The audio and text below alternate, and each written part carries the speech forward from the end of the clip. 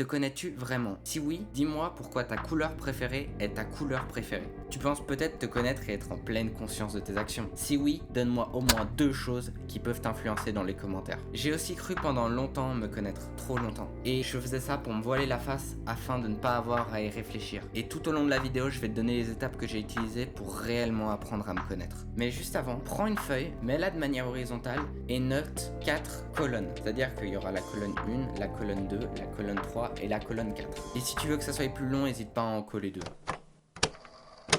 Donc maintenant, la première étape, ça va être une remise en question. C'est-à-dire que tu dois tout remettre en question. Tout ce que tu as fait dans ta vie, sans exception. Autant ce que tu as fait dans le passé que ce que tu penses faire dans le futur et ce que tu es en train de faire maintenant. Note chaque action que tu as fait aujourd'hui sur la première colonne, puis sur la deuxième, tu notes les raisons pourquoi tu l'as fait. En soi, on est tous composés de peurs fondamentales qui ont été passées par nos ancêtres. Et de nos jours, elles nous sont plus vraiment utiles. Par exemple, si à l'époque, un de tes ancêtres était dans une tribu, il devait surtout pas se faire rejeter, donc tu as encore cette peur. Mais maintenant, c'est des freins. Il faut que tu te rends compte de chacune de ces peurs. Et je vais te donner une liste afin que tu puisses déjà les connaître. Et surtout, je vais te donner les plus importantes et les plus communes. Donc, dans la liste, il y a la peur du rejet, la peur de l'abandon, la peur de la solitude, la peur de l'échec, la peur de l'inconnu, la peur de la mort, la peur de perdre le contrôle, la peur de ne pas être à la hauteur, peur de la souffrance et la peur du jugement des autres. Maintenant, le but c'est que tu regardes la liste de toutes les peurs que je t'ai données, que tu regardes chacune de tes actions et que tu vérifies si elle n'a pas un lien avec une des peurs. Par exemple, tu traînes avec ces personnes parce que tu as la peur du rejet et la peur du jugement si tu les quittes. Et je veux que les peurs, tu les notes sur la 3e colonne.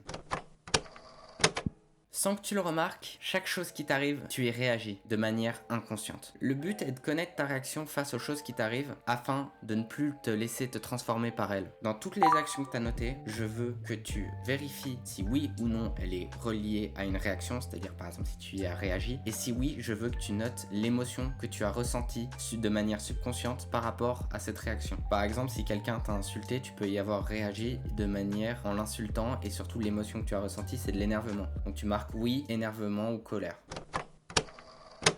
Ce que tu entends toute la journée définit ton subconscient et énormément comment tu te sens. Et tu peux pas te laisser contrôler de manière subconsciente pour toujours. En tout cas, je pense pas que t'en as envie. Et déjà, voici la liste de tous les rythmes et des émotions qui y sont liées. 60, c'est plutôt calme, c'est de la relaxation. 80, t'es plutôt serein. 100, t'es confiant, énergique et souvent t'es positif. 120, t'es énergique, enthousiaste. 140, tu es plutôt à ce moment-là dynamique. 160, t'es plutôt agité. Et 180, c'est intense, il y a une urgence et utilise-le plutôt à tes fins de séance. Donc maintenant, je veux que tu regardes la liste de toutes les musiques que tu écoutes, que tu vérifies les paroles, donc qu'est-ce que dit la personne, que tu vérifies si ça va dans l'objectif que tu vises et que le rythme soit assez bon. Par exemple, si tu es en séance de sport, tu vas pas écouter une musique qui fait du 60 BPM. Et le but, c'est que tu choisisses volontairement tes émotions et tes pensées et comment réfléchit ton subconscient.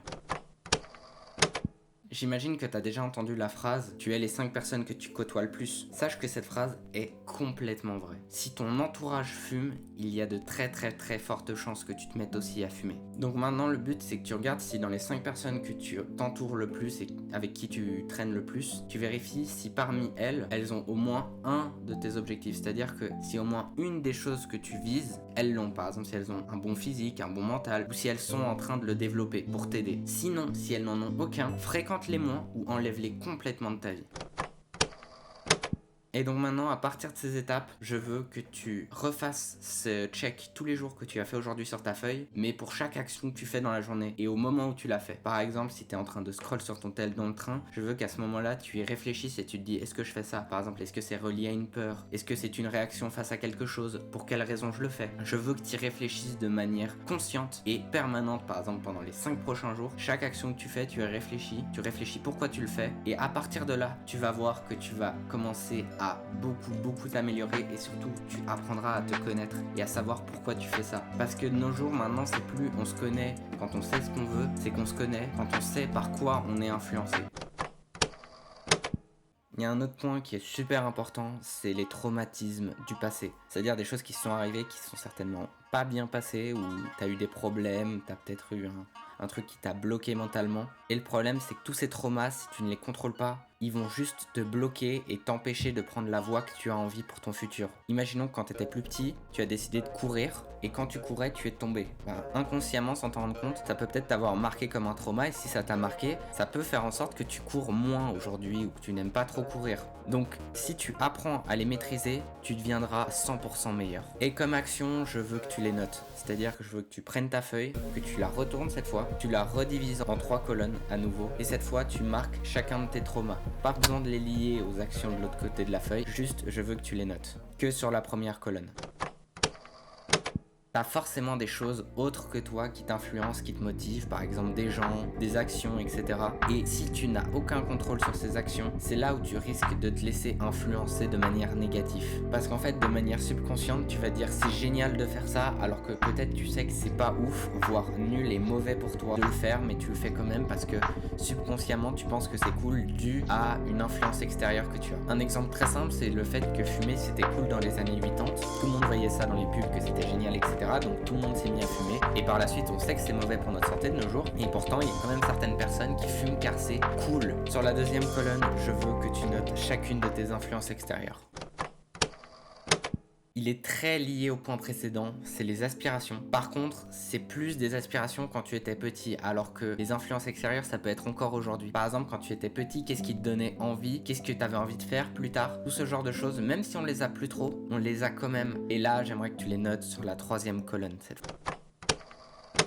Maintenant que t'es arrivé au bout de la vidéo, juste avant de te laisser avec le message de fin, j'aimerais t'expliquer que ça va pas se faire du jour au lendemain et que vraiment, si tu veux apprendre à te connaître, fais toutes ces étapes. Parce que tu te rendras compte, tu te dis oui, mais au final, t'as pas répondu aux questions du départ. T'as donné 2 influences, certes, mais t'as pas, par exemple, expliqué pourquoi c'était ma couleur préférée, etc. C'est normal. L'objectif, c'est vraiment que tu apprennes à te connaître et quand tu suivras tout le processus que je t'ai donné, tu verras que tu comprendras et que tu commenceras à aller de plus en plus loin sur pourquoi tu fais ça, pourquoi t'es comme ça. Et par la suite, tu apprendras à te connaître car c'est un processus qui prend du temps et surtout, je t'ai donné les étapes mais je peux pas le faire à ta place. Donc si tu décides de pas le faire, je suis désolé mais cette vidéo n'a servi à rien pour toi. Et aussi si tu souhaites en apprendre un peu plus et pouvoir aussi t'améliorer dans d'autres domaines, n'hésite pas à regarder mes autres vidéos car je t'explique d'autres choses dans d'autres domaines et qui pourront aussi t'aider à aller dans une influence qui sera plutôt positive et qui sera même très positive pour ton futur. Et par exemple comme mes dernières vidéos sur réellement apprendre à revivre et aussi savoir rebondir. Et la liste que je t'ai donnée, elle n'est pas 100% complète, elle est environ à 85%. Je t'ai donné toutes les choses les plus importantes. Les autres, c'est plus pourcent par pourcent que tu vas pouvoir augmenter et t'améliorer. Si tu veux vraiment reprendre 100% de contrôle sur ta vie, n'hésite pas à me le dire en commentaire, comme ça je te fais une vidéo exhaustive avec tous les points. Bonne suite à toi. C'était Luc, ciao.